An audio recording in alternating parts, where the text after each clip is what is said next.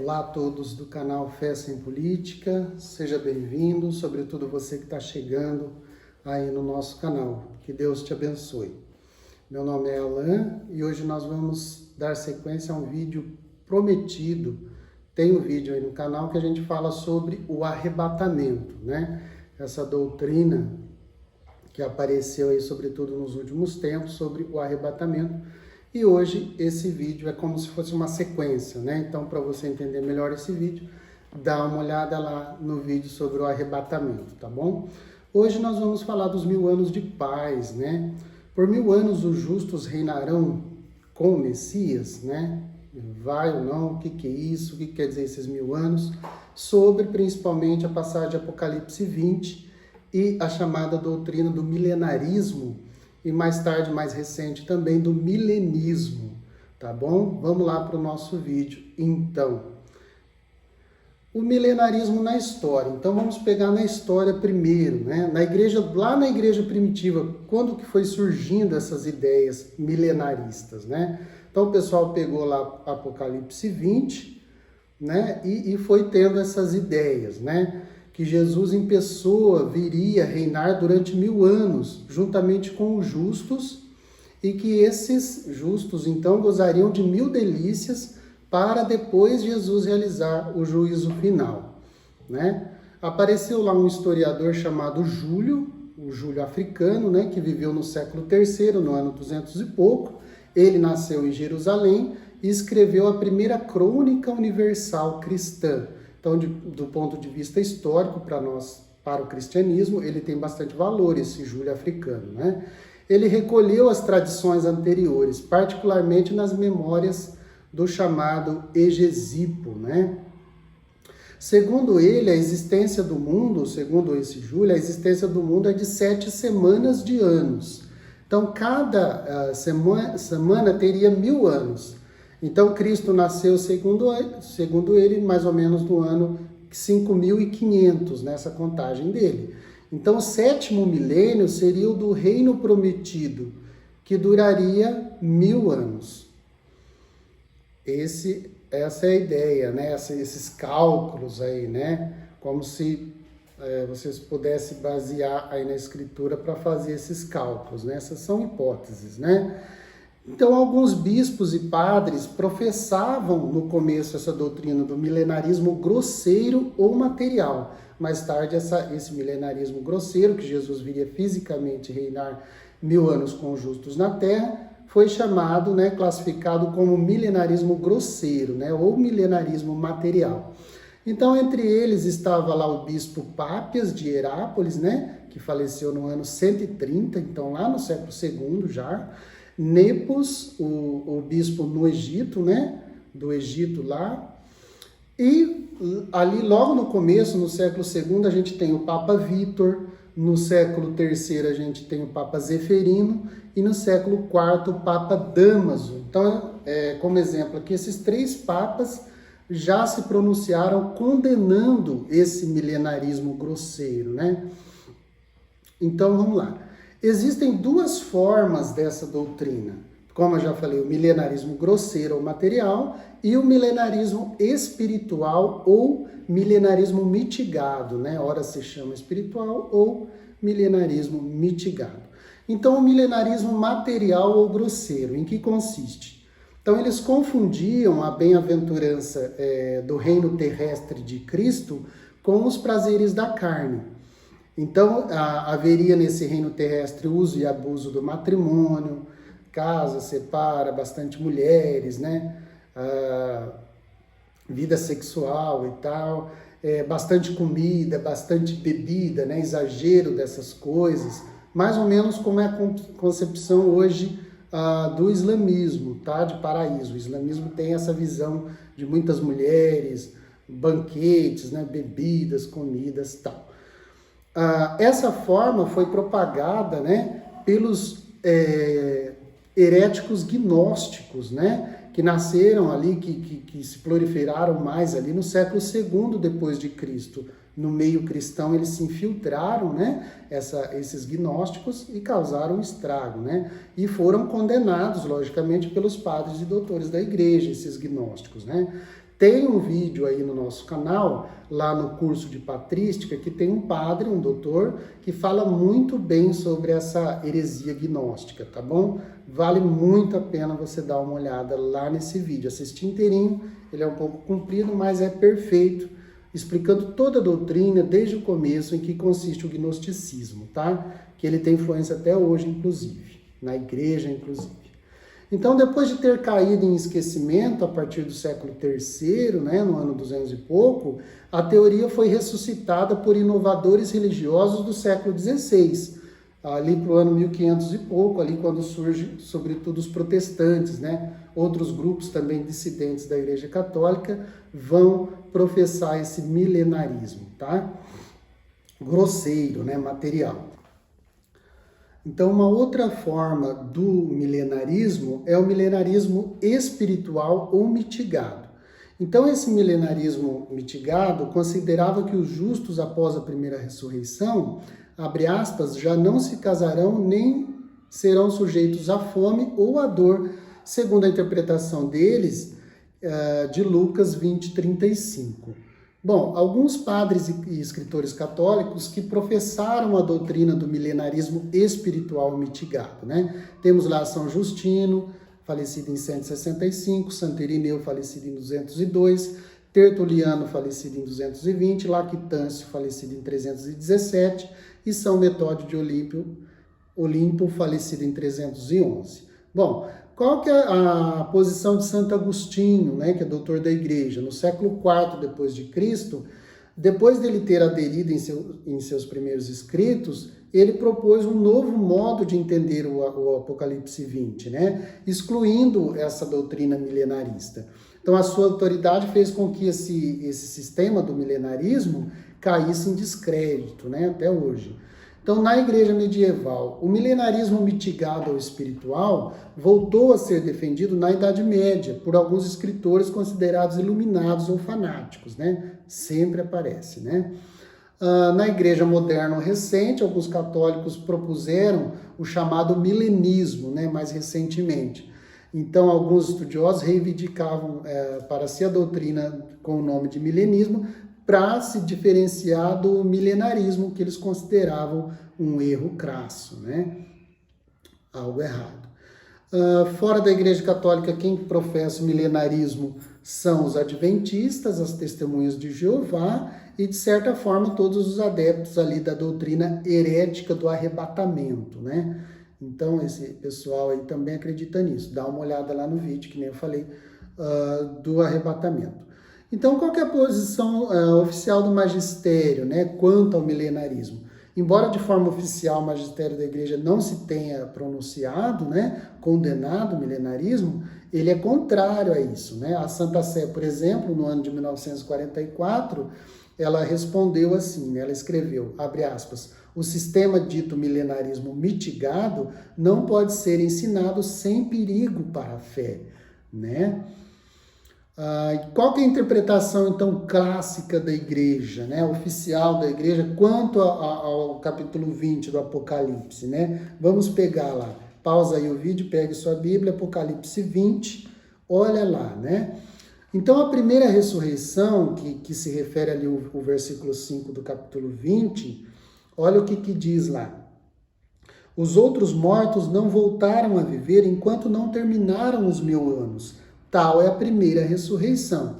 Então, essa primeira ressurreição é a primeira ressurreição que São João escreveu o Evangelho, as 3 cartas, né, de João, as cartas católicas e o Apocalipse. Em João 5,25, no Evangelho, ele fala que essa primeira ressurreição é a ressurreição batismal.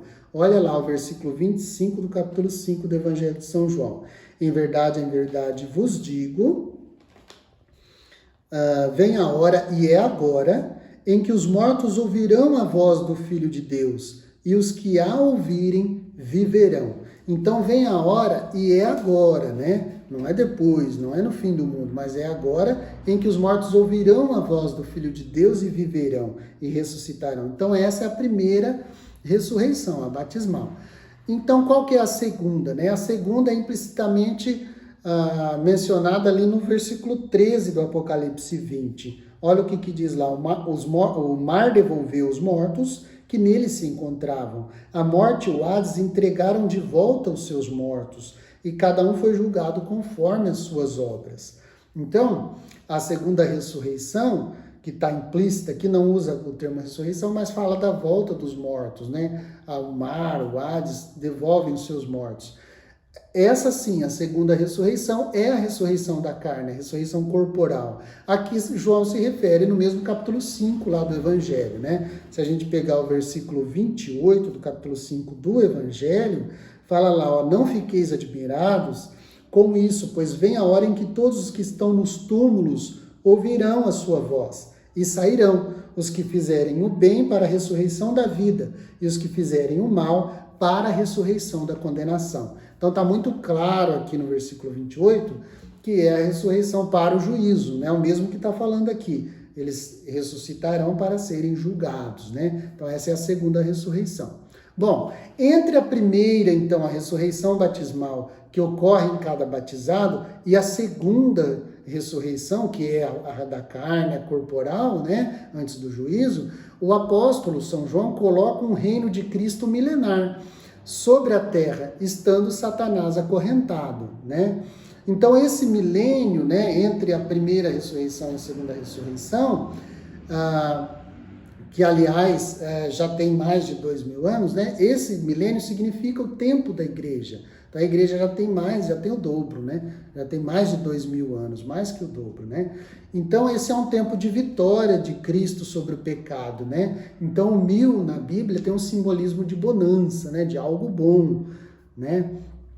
Então, Satanás, conforme Santo Agostinho, é um cachorro acorrentado, é como um cão acorrentado, ele usa esse simbolismo, né? Ele pode latir, pode ladrar, mas não pode morder senão a quem ele chega perto. Então, Satanás está acorrentado nesse sentido. Então, com a morte e ressurreição, a paixão, morte e ressurreição de nosso Senhor Jesus Cristo, seu mistério pascal, nós somos libertados do poder das trevas, libertados do poder de Satanás. É como se Cristo acorrentasse o demônio, né? Só se a gente for lá mexer com ele, né? Mesmo depois de batizados, tudo, nós podemos pecar, lógico, e pecamos, e às vezes nós vamos lá mexer com o encardido, né? Então, aí não quer mais nada, né? Quer ser mordido. Então, tá? Então, esse milênio é o tempo da igreja, né? Esse lapso de tempo entre a ressurreição nossa batismal, a primeira ressurreição com Cristo, e a ressurreição da carne. Então, no fim desses 1000 anos do Apocalipse, a gente vê lá no versículo 7 do capítulo 20, né? Olha o que diz lá. E quando se completarem os 1000 anos, Satanás será solto da sua prisão, né?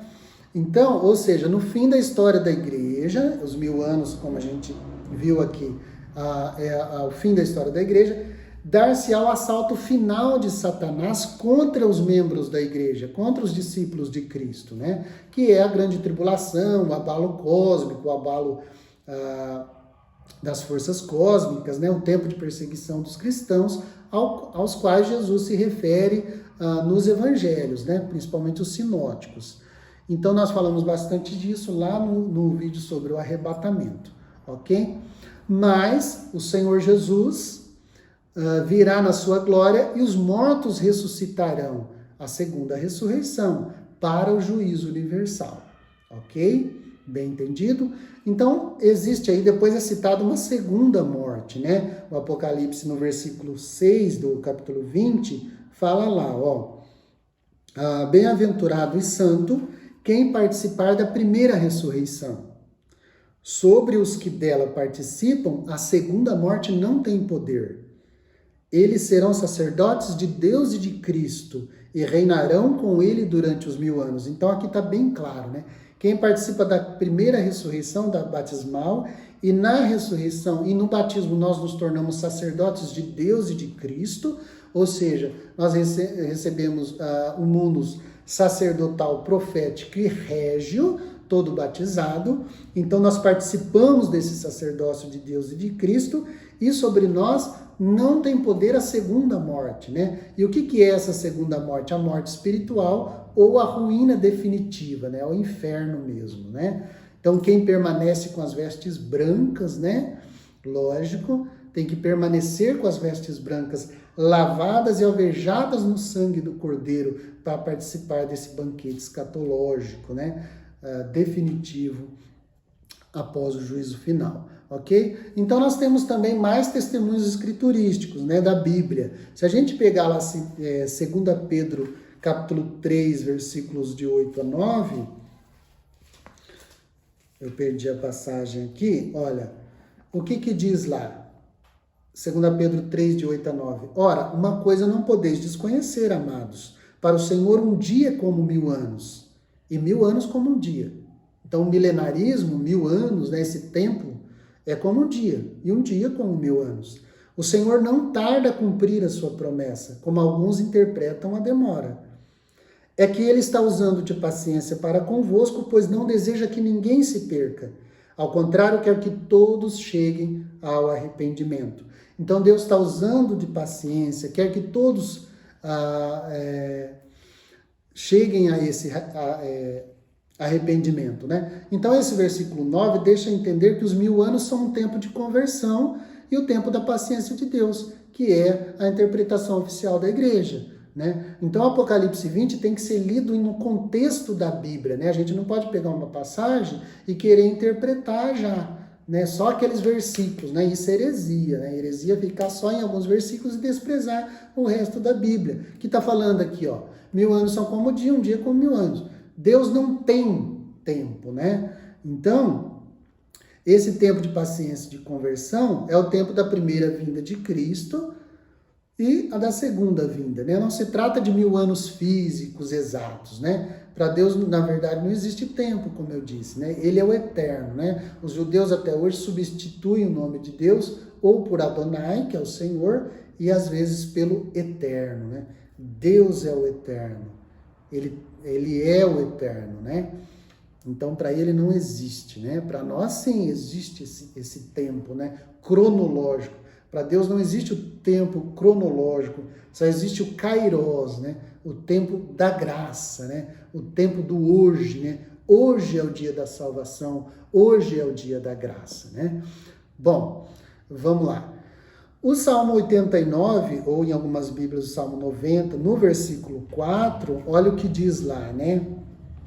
Para ti, 1000 anos são como ontem que passou, uma vigília noturna, né? Então, 1000 anos são como ontem, já passou. Para Deus, né? Para Deus. Para nós, como eu disse, existe o tempo cronológico, mas para Deus, 1000 anos é como o dia de ontem que passou, como uma vigília noturna, né? E o contexto desse versículo, dessa passagem, né, está falando de mortalidade, de sofrimento, a mortalidade do homem. O homem fraco é mortal, os dias dele são breves, né? Não está falando aqui de paz, de libertação, de sofrimento, né? O contrário, vamos ver um versículo lá anterior ao 4, que é o versículo 3, né? Olha lá. Vós, Senhor, fazeis voltar ao pó todo mortal, quando dizeis, voltai ao pó, filhos de Adão. E continua, pois 1000 anos para vós são como ontem, qual vigília de uma noite que passou. Eles passam, né, esses anos, né? Esses anos, está falando dos 1000 anos aqui, hein? Esses 1000 anos passam como sono da manhã. São iguais à erva verde pelos campos, né? Os dias do homem, né? Os dias da terra, os dias dessa história, são como iguais à erva verde pelos campos. De manhã, essa erva floresce vicejante, mas à tarde é cortada e logo seca. Então, no entardecer da nossa vida, vai dizer Santa Teresinha, né? Seremos julgados pelo amor. Então, no entardecer da vida de cada um, e tem gente que esse tarde é bem cedo, né? Vai bem cedo junto com Jesus, Jesus leva bem rápido, né? Mas nós somos cortados, né? Como diz um salmo, um outro salmo lá que eu não me lembro qual salmo é, fala que como um tecelão eu ia tecendo a minha vida, mas cortastes esse trabalho que eu estava fazendo, né? Cortastes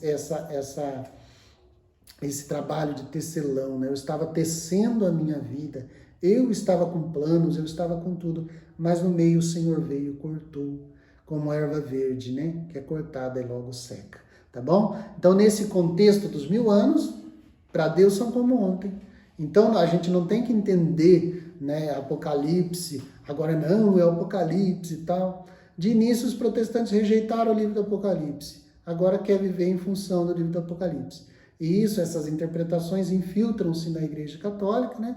E muitos cristãos acham bonito, doutrina de arrebatamento, de milenarismo, né? Então a Igreja condena esse tipo de doutrina, como a gente vai ver, né?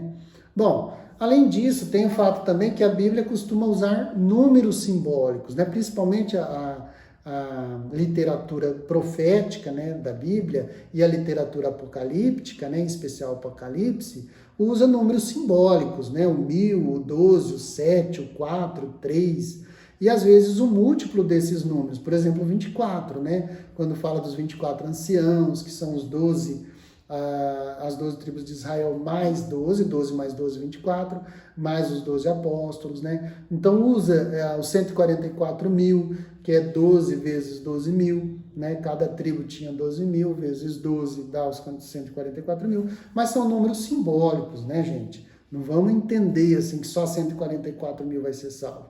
Em outro momento a gente, inclusive, até pode falar sobre isso, tá? Então, o que ensina o catecismo da Igreja Católica, né? Hoje, qual que é a posição do catecismo da Igreja Católica? Se você pegar lá o catecismo, no parágrafo 676, no número marginal lá 676, vai dizer assim, ó, abre aspas, esta impostura anticrística já se esboça no mundo, toda vez que se pretende realizar na história a esperança messiânica, desculpa, que só pode realizar-se para além dela, para além da história, através do juízo escatológico. Então, mesmo na sua forma mitigada ou espiritual, a Igreja rejeitou essa falsificação do reino vindouro, sob o nome de milenarismo. Olha lá, diz claramente, milenarismo, né? Sobretudo sob uma forma política de um messianismo secularizado, intrinsecamente perverso. E termina bem forte aqui, né? Fala que é perversa essa doutrina. É uma impostura anticrística querer que exista esses 1000 anos aí, de um reino político, né? De um reino social, de um reino antes do juízo final. Então a posição da Igreja é essa, né? Número 676 do Catecismo. Não existe isso na história da Igreja. Tá bom? Então veja lá o vídeo sobre o arrebatamento. E para concluir, gente, eu só quero citar mais algumas coisas que, assim, a Escritura, como a gente acabou de ver, a tradição, né, depois a tradição dos santos padres, e o magistério da Igreja, que são os concílios, os pronunciamentos e os escritos papais, né, são unânimes e nunca falam de duas parousias, de duas voltas de Jesus, né? Então, para a gente admitir o milenarismo e esse tal de arrebatamento, a gente teria que admitir 3 vindas de Jesus. Uma vinda na carne, no Natal, né, que nós vamos celebrar no final do ano. Eu estou fazendo esse vídeo aqui já quase no tempo do Advento. Teria que ter essa vinda, teria que ter uma vinda intermediária ali para esse reinado, suposto reinado de 1000 anos, né? E teria que vir para o juízo final. Então, olha o problema, né? Isso aí é uma invenção de uma vinda intermediária. Só que a tradição, o magistério, como eu disse, né? E a Sagrada Escritura não fala que é inconcebível. Se a gente olhar, né? Esses 3 pilares da nossa fé, Escritura, tradição e magistério, a gente vai ver que é inconcebível essa vinda intermediária para os 1000 anos, né? Esse reino intermediário, esse reino terrestre de Jesus, como a gente acabou de ler no Catecismo da Igreja Católica. Veja, por exemplo, na liturgia, né? Vamos pegar aqui alguns textos litúrgicos que são até poéticos, né? As 2 vindas de Cristo. O nome do prefácio do Advento, o primeiro prefácio do Advento, já fala que são 2 vindas de Cristo, né? Olha lá, abre aspas. Revestido de nossa fragilidade, ele veio a primeira vez, Jesus veio a primeira vez, para realizar seu eterno plano de amor e abrir-nos o caminho da salvação. Revestido de sua glória, ele virá uma segunda vez, então primeira e segunda vez, para conceder-nos em plenitude os bens prometidos lá na primeira vinda, que hoje vigilantes esperamos. Então, o que nós aguardamos? Nós não aguardamos um reino milenar de Cristo, político, social, não. Nós aguardamos a vinda gloriosa do Senhor, né? No dia do juízo, né? O prefácio do Advento 1a, que é quase que uma sequência do anterior, fala assim, o nome do prefácio é Cristo Senhor e Juiz da História. Ele fala assim, ó, abre aspas, vós, Senhor, preferistes ocultar o dia e a hora em que Cristo, vosso Filho, Senhor e Juiz da História, aparecerá nas nuvens do céu, revestido de poder e majestade. Naquele tremendo e glorioso dia, o dia do Senhor, passará o mundo presente e surgirá novo céu e nova terra. Agora, e continua, agora e em todos os tempos, ele vem ao nosso encontro, presente em cada pessoa humana, para que o acolhamos na fé e o testemunhemos na caridade, enquanto esperamos a feliz realização do seu reino. Olha que lindo, gente. Então, está claro aqui a primeira e a segunda vinda. E o hino das laudes, né, do tempo do Advento, depois do dia 16 de dezembro, tem esse hino maravilhoso também, que eu peguei um pedacinho aqui. Abre aspas, não foi para punir este mundo que ele veio na vinda primeira. Ele veio sarar toda chaga e salvar quem no mal perecera.